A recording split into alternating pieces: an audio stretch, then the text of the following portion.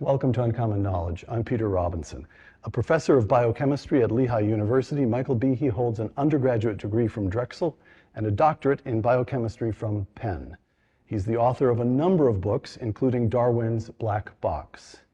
Emeritus Professor of Mathematics at Oxford, John Lennox grew up in Northern Ireland, earned his undergraduate degree from Emmanuel College, Cambridge, and then went on to earn not one and not two, but 3 doctorates in an academic career of astounding distinction. Dr. Lennox is the author of many books, including the 2019 volume, Can Science Explain Everything? A former professor of geophysics at Whitworth College, Stephen Meyer is now a fellow at the Discovery Institute. He holds a doctorate of the philosophy of science from Cambridge. Dr. Meyer has published, again, many books, including his 2013 volume on the fossil record, Darwin's Doubt. Michael, John, and Steve, welcome. First question, Darwin versus Einstein. Einstein publishes the special theory of relativity in 1905, and in the 12-ish decades since that publication, one observation after another has tended to confirm his work. Just a decade ago, scientists found clocks on satellites in elliptical orbits kept time just about as Einstein would have predicted. Over time, to put it crudely, Einstein has become easier and easier to believe. Darwin publishes On the Origin of the Species in 1859. Briefly, as was true of Einstein, also of Darwin, has he become easier and easier to believe? Michael? No, the opposite. The opposite. John? The exact opposite. Stephen? Theory has been progressively disconfirmed by multiple observations in multiple subdisciplines of biology. All right, all 3 of you come out swinging. Gentlemen, you're about to take a layman through 3 problems with Darwin that the last few decades have turned up. Problem 1, Stephen, this is for you. Feel free to join in, but this one for Stephen particularly, the fossil record. The Cambrian, how's it pronounced? Either way, yeah. All right, the Cambrian or the Cambrian explosion. What was it, and why is it a problem for Darwin? It was a problem that Darwin himself knew about in 1859. The Cambrian explosion refers to an event in the history of life in which the major groups of animal forms, the new body plans that are exemplified by the largest categories of different types of animals, appear very abruptly in the fossil record with no discernible connection to ancestral precursors or intermediates in the lower Precambrian strata. And this pattern of abrupt appearance of the major groups of organisms, of biological or morphological innovation, as it's called, recurs up and down the sedimentary rock column. The first winged insects, the first dinosaurs, the first birds, the first mammals, the first flowering plants. There are multiple instances of this type of abrupt appearance. And so the fossil record looks very different than Darwin anticipated that it would look. He depicted the history of life as a great branching tree where the forms of life we see today emerged gradually from one or very few simple forms at the base of the tree, at the trunk of the tree. But instead what we see, it looks more like a lawn or perhaps an orchard of separate trees where the major groups of organisms appear abruptly without connections to those ancestral precursor forms. So the Cambrian explosion was the first that got noticed. As you say, Darwin himself noticed that this was a problem, but this is from my reading, add to it or correct me. As I've got it, the record shows one abrupt meaning a few million years, but in the geologic time, that's the blink of an eye, one abrupt event after another. Photosynthesis, just all of a sudden it's there.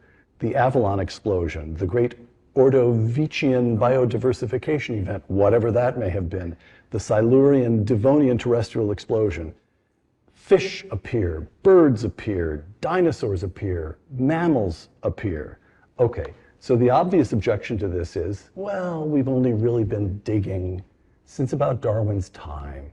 The Earth is big, geologic time is essentially endless, there are fossils there. We just haven't found the intermediate forms.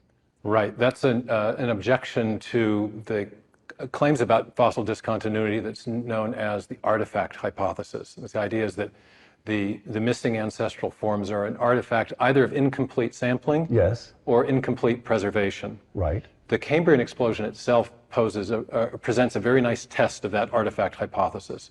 The claim with respect to sampling is that that we haven't looked long enough. Well, we're 160 years on now from the Cambrian, or from the publication of The Origin of Species. And the Cambrian explosion, from our point of view, has become even more explosive.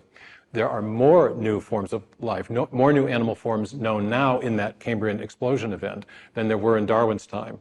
And yet, with that passage of time, we've found no more of the intermediate. So there are more new forms still, all of which are still lacking intermediate forms. Instead of our findings regressing to some sort of Darwinian mean, they're departing from Darwin more and more and more. Right.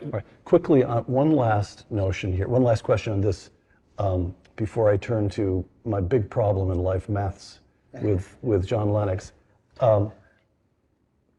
Punctuated equilibrium. Stephen Jay Gould, the late and by all accounts, great. He seems to have been a dynamic teacher. He was certainly prolific. The great biologist Stephen Jay Gould, who held, well, you tell me what punctuated equilibrium held and why it doesn't answer the problem. Well, it was a wonderful new idea. Gould and another paleontologist, Niles Eldredge, formulated this theory in the late 1970s. And what they were trying to do is describe the fossil record more accurately. And what they saw, and what paleontologists saw then and see now even more distinctly, is this pattern of abrupt appearance and what they called stasis, that the basic form of an animal, the basic body plan, will remain constant through long periods of time, either going extinct or continuing to the present day. There would be variation within the constraints of a body plan, but limited variation. The crocodile appears and remains. All right.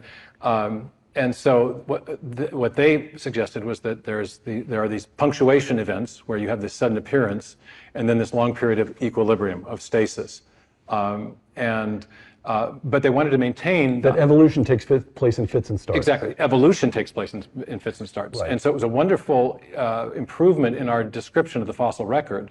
But the problem was that Gould and Eldredge never came up with a mechanism that convinced their colleagues in evolutionary biology that evolution could occur so quickly. There was it was a good description of the fossil record without a mechanism to explain how that amount of change could occur in those short bursts of time. The meteor smacks the Earth, wipes out the dinosaurs, and creates an ecological niche. Yes, it creates space for new species to emerge, and so suddenly they do. Well, you find that unpersuasive? These two are chuckling. The problem is you have to build the animal. And this is the second part of when I wrote in the book Darwin's Doubt, I talked about two big mysteries. One is the mystery of the missing fossils, but the second is the mystery of how the evolutionary process generates the new biological form. Because what we know now, as in our computer world, if you want to generate a new form of life, you have to have a lot of new information. In the computer world, want to get a new program, got to have new code. Same thing is true in life. Where's the code come from? Just opening up the niche doesn't explain the origin of the information necessary to build the new animal form to fill it.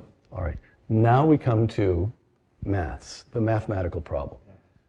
Maths was always my weakest subject, and I'm extremely conscious that I'm speaking to the emeritus professor of mathematics at Oxford University.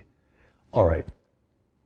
So let me just put in layman's terms, as best I can, and I have worked on it, what I take to be the mathematical problem that has emerged in recent decades with Darwin. We know now something about when life seems to have emerged, something between 4 and 5 billion years ago. We now know quite a lot about the rate at which random genetic mutations take place.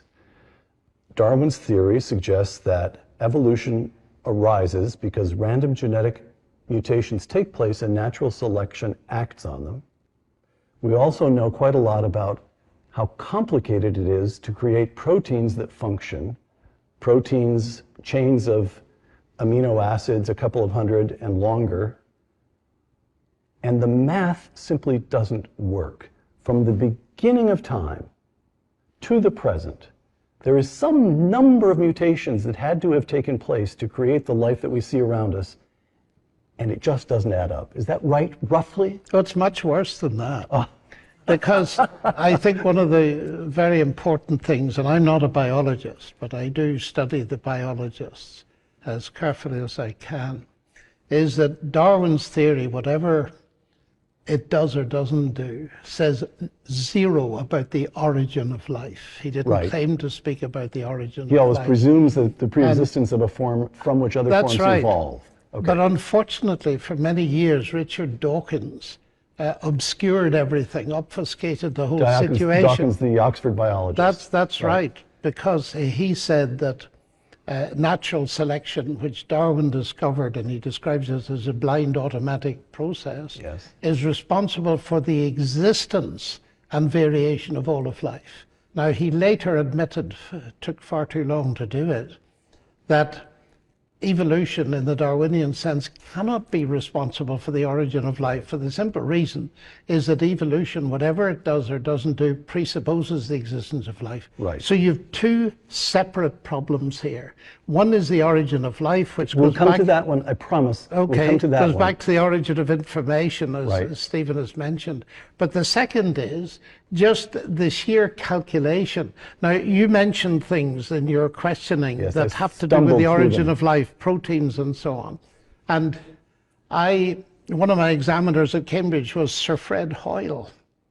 And he came to Cardiff, where I was a lecturer many years ago, and he shocked everybody by, he just stood up and said to an absolutely packed crowd, because he was famous, he said, life cannot have originated on Earth. And there was a collective gasp, and he said, I've done the calculations, and mathematically it is simply impossible. There isn't enough time.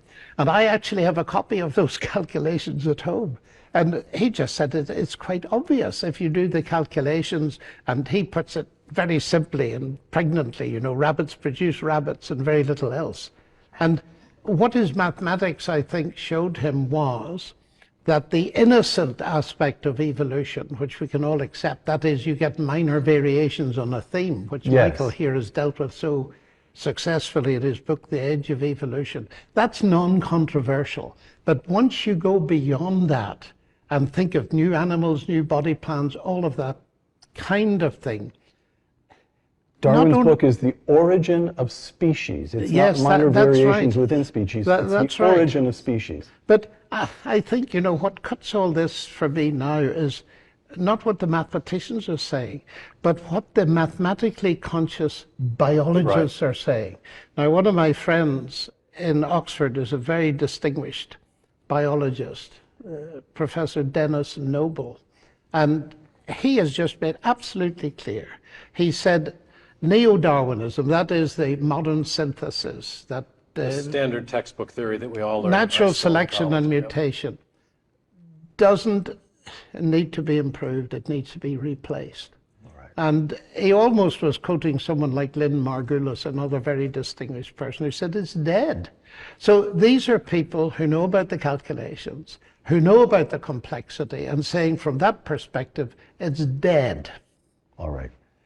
So Fred Hoyle, we should add, was a very famous mid-last century astronomer. Yes, that's Correct. right. All right. Michael, problem 3 for this little layman. Cellular biology. Can you just tell us about irreducible, this is your sort of Thing. signal concept, irreducible complexity, and the story of the mousetrap. Sure. Well, might be good to start by saying that Darwin and folks in his day didn't know much about the cell. Right. They had crummy microscopes. It looked like a little piece of jelly, and they knew nothing about molecules. And we now know that life. Tiny and elementary also meant simple to them.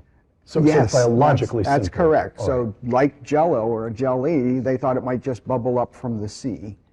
But modern science, in the past 70 or so years, has shown that the cell is run by molecular machines, real machines made of molecules, and really sophisticated ones. There are machines that act as propellers, machines that act as trucks to bring supplies from one side of the cell to the other side of the cell.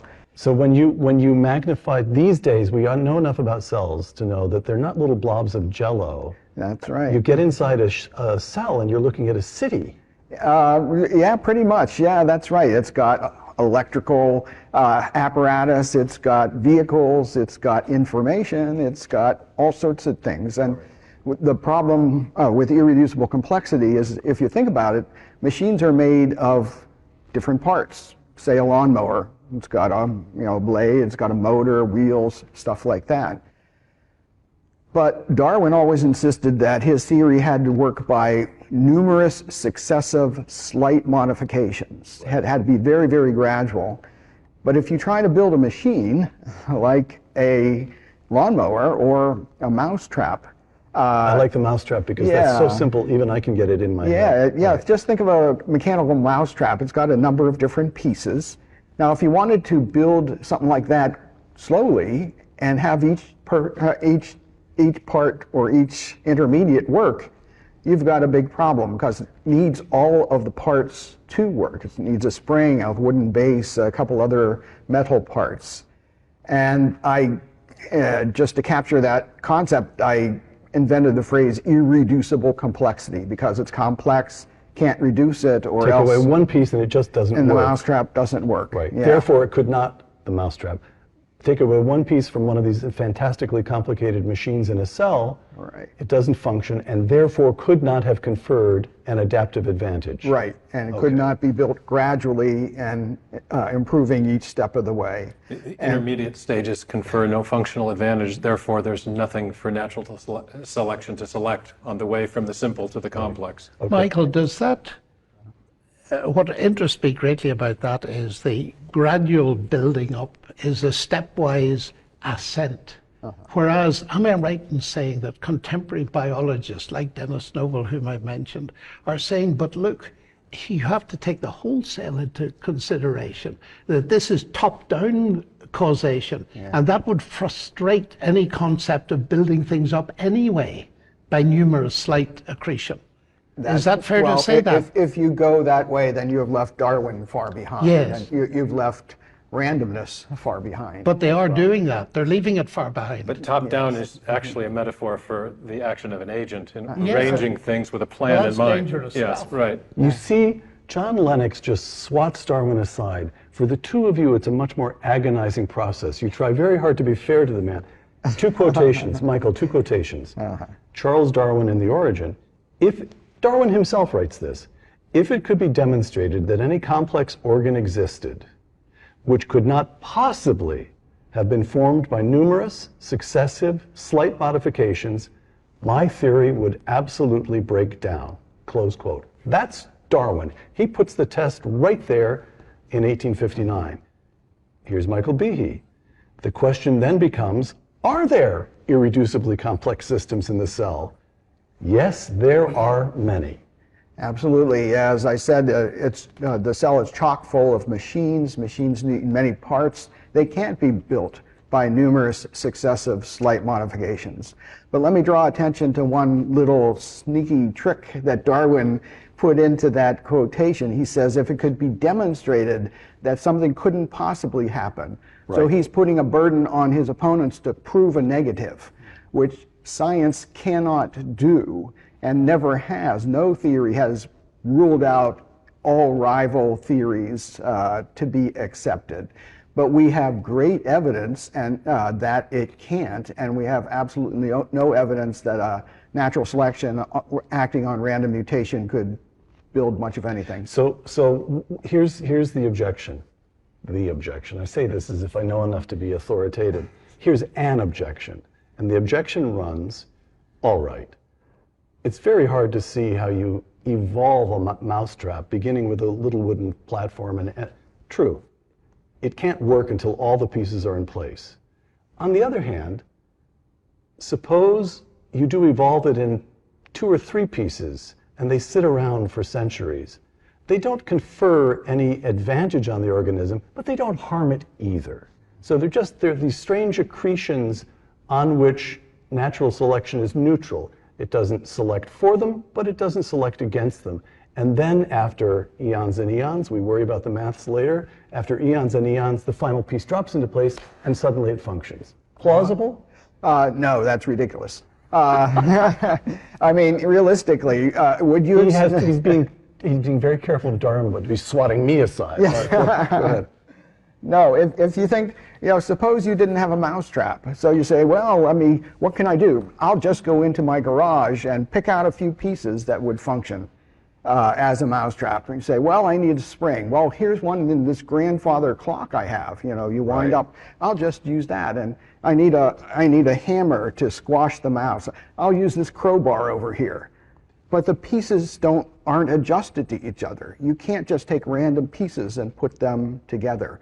And natural selection, which, as Darwin said, is constantly scrutinizing life, would not be expected to make things in the shape that they would need to be for some future use. They would only, they would hone them for what they were doing right now. All right. Can I weigh in on Sure, this? of Because there's a course. connection between what Mike's talking about and the mathematical problems that John was alluding to. And that is that in these actual systems, these nanomachines that Mike has made famous through his work, for example, the bacterial flagellar motor or the ATP synthase, one's a This rotary. man has made the flagellar motor a rock star. Well, he kind of has. He kind Yes, of he has. actually- But it's, you know, it's a 30-part rotary engine. The ATP synthase is a turbine with multiple parts. But the parts are made of proteins. And proteins are in essence, the toolbox of the cell. They perform specific functions in view of their three-dimensional shapes. So they make the parts of molecular machines. They function as enzymes to catalyze reactions at super fast rates. They help process information. But if you were to build a system like the flagellar motor, you need 30 proteins that fit together in an integrated fashion. But that requires genetic code. Each one of those proteins requires a long stretch of genetic information to build the protein. And so what you're talking about is not just, you know, some bent hammer or something sitting around doing nothing. You're talking about a need for genetic information that is sufficient to overcome these long odds against building the protein in the first place. So it'd be like, to change the metaphor slightly, a gigantic haystack the size of the North American continent, and you're only allowed to search 1/1037th of the continent, maybe a tiny little square of Southern California.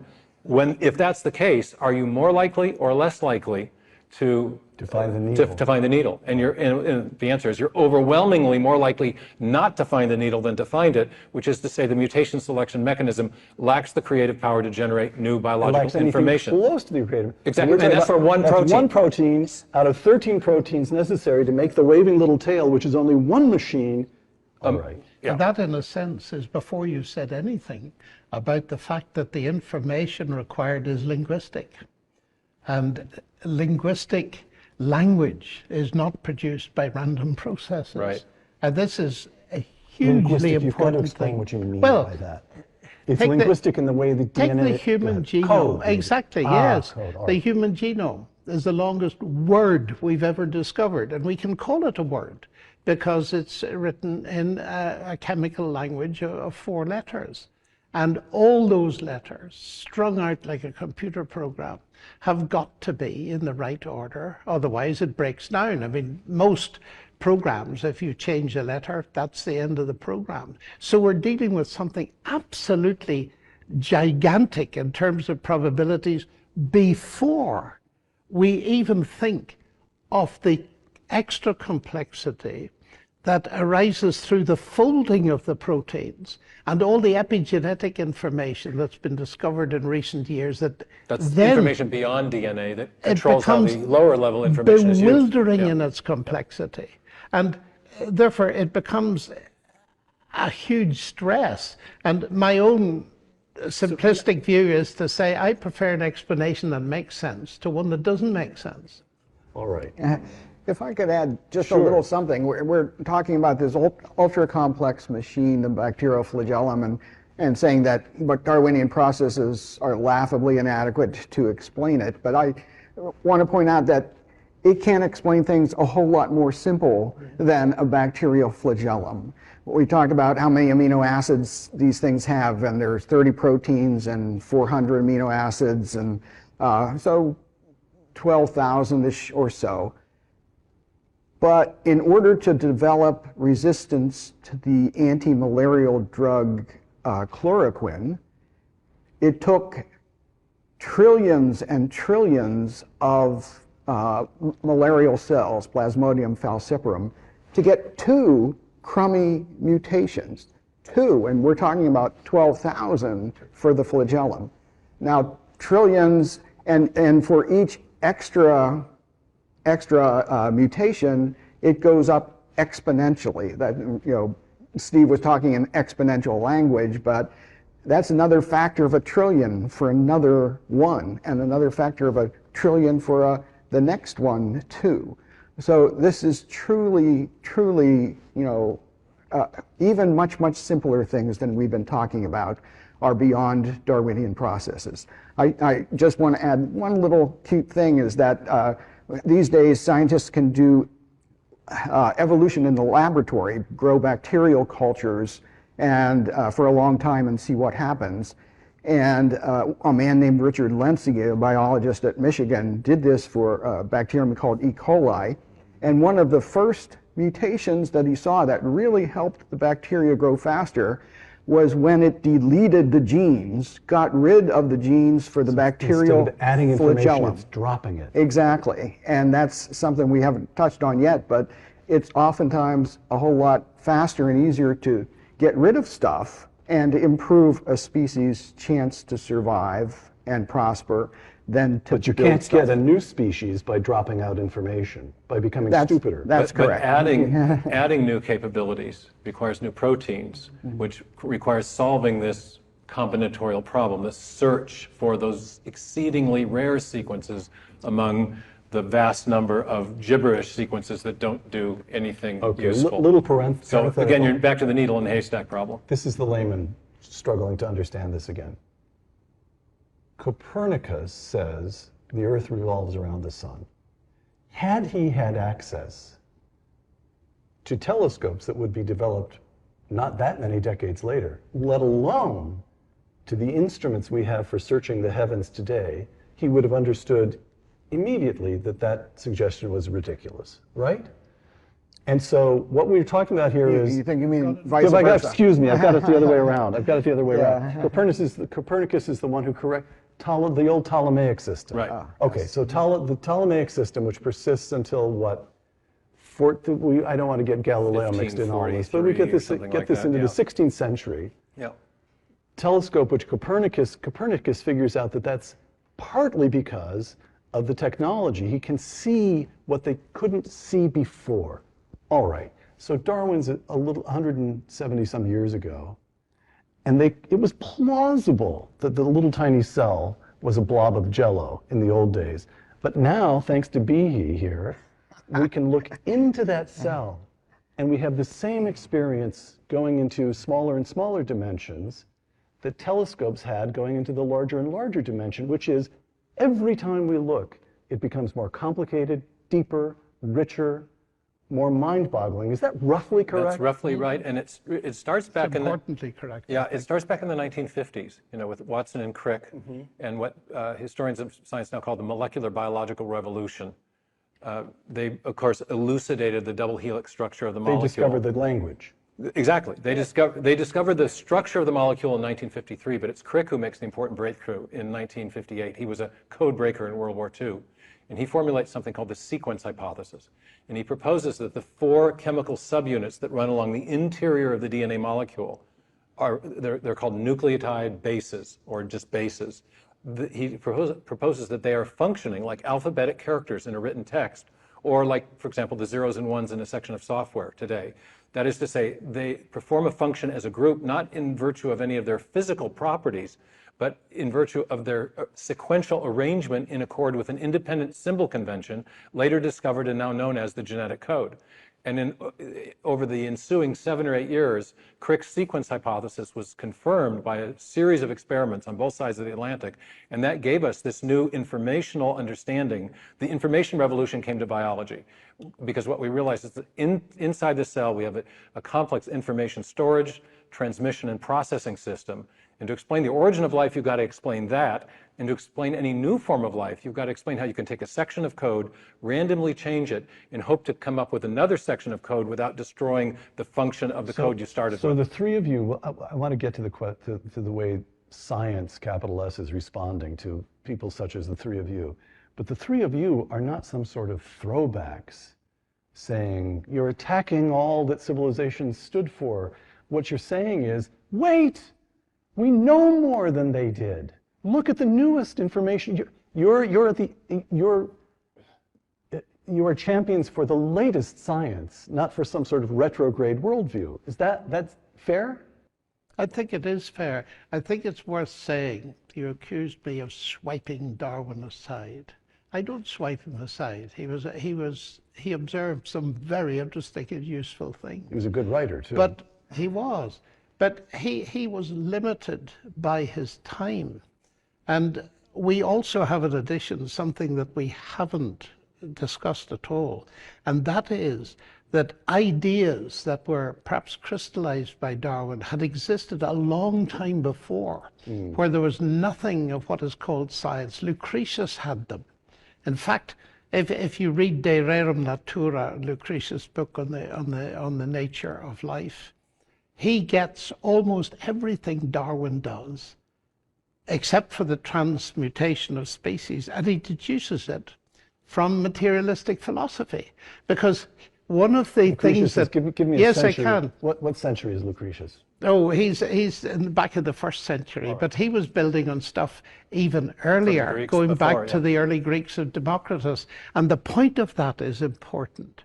There's a worldview dimension to all of this. You see, if I put on my atheist hat, which I do with some difficulty, but I try to do it, and you say to me, write me an account of the origin of life, I will come up with an evolutionary theory immediately, because that is the only possibility allowed by the naturalistic worldview. So we're competing with that as well. And of course, Darwinism as such appealed massively to the atheists, and increasingly so, as we know through Richard Dawkins. So you have to remember that once you start raising the kind of question these two gentlemen have been raising, and that is that there's information, there's code, and the looming specter of the possibility of a coder, that raises a crucial problem. Out of bounds. Right. That's out of bounds. That's not science. Yes, Yes, and that means that we have to broaden the discussion as to how science is defined. And of course, Well, I just want to get to, because I promised John that we would come to this, and that is the origin of life itself. As I understand it, from your work, Stephen, life emerges pretty quickly after the conditions for the emergence of life themselves emerge. It's there from the get-go, geologically speaking. 3.85 billion years is the accepted time. Okay. The cessation of a meteorite bombardment of the Earth occurred at most 50 million years before that. A blink of the eye geologically, we get from simple chemicals to a complex, functionally integrated cell with information processing systems and miniature machines. Okay, so here's what I was taught when I was going through school. There was the famous Urey experiment, 1952, I looked it up, where if you put in a chamber all the chemicals that were supposed to have been present when Earth was at the moment when life arose, and introduced, I seem to remember from textbooks, the idea that there was some terrible thunderstorm. So you mix it all up with electricity. And a couple of scientists, Urey at the University of Chicago, tried this, and lo and behold, somehow or other, they managed to form a few amino acids. They didn't form life, but that's because you have to run the experiment a lot of times. And as I understand it, now, again, to the extent that we understand, the more we try to run better experiments than Urey was able to in 1952, the farther we are from actually creating anything that could be recognized as life. Is that roughly correct? Yes. So once again, we have this understanding which is receding from us rather than finding ourselves approaching it. What does that mean? Well, it means that we're understanding more the complexity that was not realized at the time. They thought, I think, that it was just enough to get a few amino acids and hey presto, it would happen. They knew nothing of the linguistic structure. And so what has happened subsequently is it has receded, as you say, because we've discovered more and more about the sheer sophistication about what life is. And by the way, nobody really knows what life is. Huge irony is that 1953, you have the Miller-Urey experiment, big flash in the media, but you also have the Watson and Crick discovery. And the two things have run counter to each other ever since.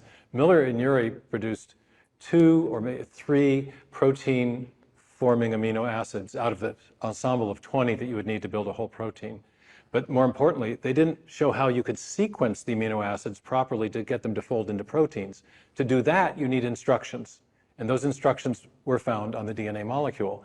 And it's the origin of the code that has presented the most acute problem for origin of life research, because chemistry simply doesn't move in the direction of informational complexity.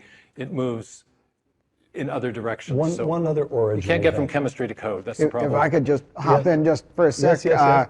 I just add that the process you described, that people were hopeful in the early 50s, and the more they worked, the more difficult they saw the problem to be.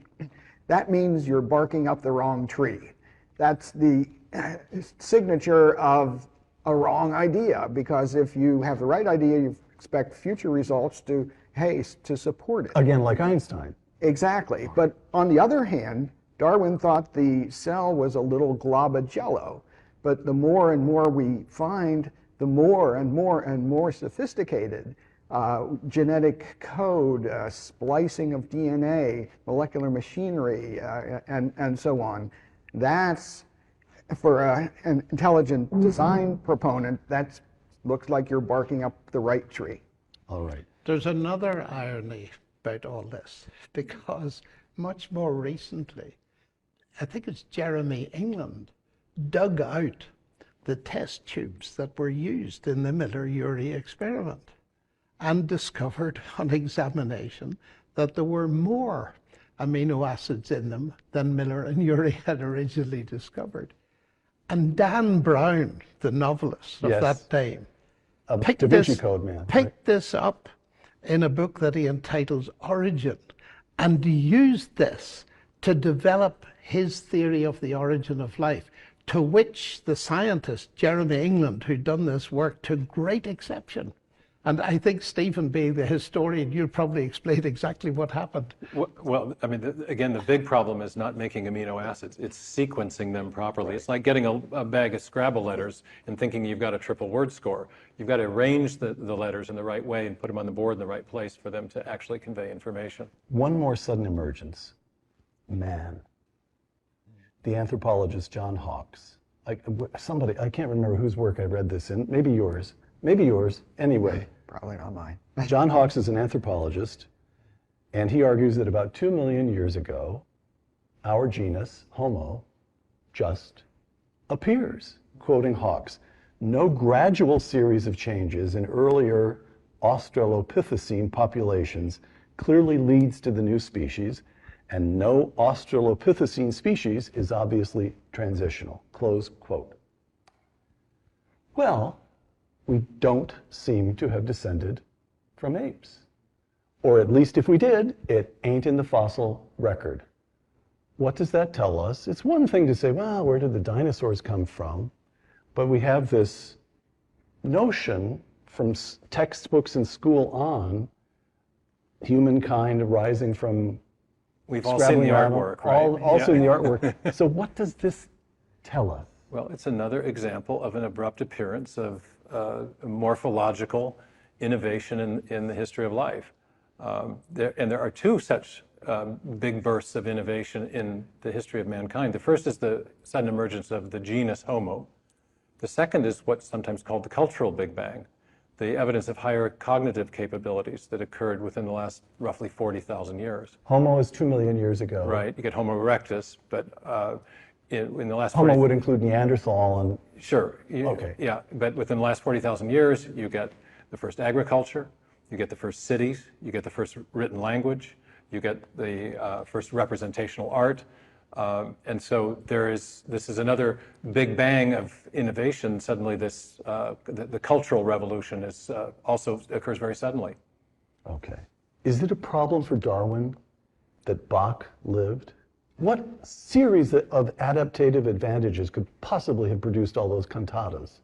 Well, Or mathematics. That's Or a, math. that's Or a series. mathematics. Or Or language, the origin of mathematics. language, completely unexplained on Darwinian grounds. Okay. Noam Chomsky, the great linguist. All right, so now we begin. We're getting to the subject which I've been trying to hold off, because we're now getting close to this notion of intelligent design. I want to show you two images.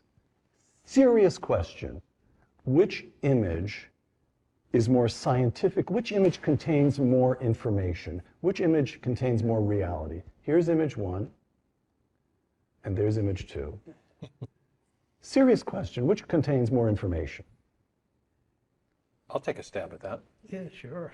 I think we've been mainly offering criticism of Darwinism so far in this interview, but all of us are sympathetic to the idea that there is evidence in the natural world of the activity of a mind. John puts it one way. He talks about a top-down infusion of information into the biosphere.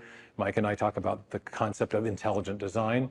But there is, I think, a powerful scientific case for intelligent design. And this was the question that seized me when I went off to do my PhD. We've seen this problem of the origin of information, but could that... You watch him carefully, because this is tricky material. Oh, I know it is. Go ahead, go ahead. But could this mystery of the origin of information actually be a positive indicator of a different type of cause at work altogether? And the person who helped me most think this through was actually Darwin himself, because Darwin pioneered a method of historical scientific reasoning, where he realized that if you were wanting to explain an event in the remote past, you should try to explain it by causes that you see now in operation. And he got this principle from the great geologist, Charles Lyell. So in eastern Washington, where I live, there are little patches of white powdery stuff still on the ground from an event that happened in May of 1980. And if you don't know what caused that white powdery stuff, you'd use a standard historical method of reasoning known as the method of multiple competing hypotheses. And so you'd formulate some hypotheses. Maybe it was a flood, maybe it was an earthquake, maybe it was a volcanic eruption. Which of those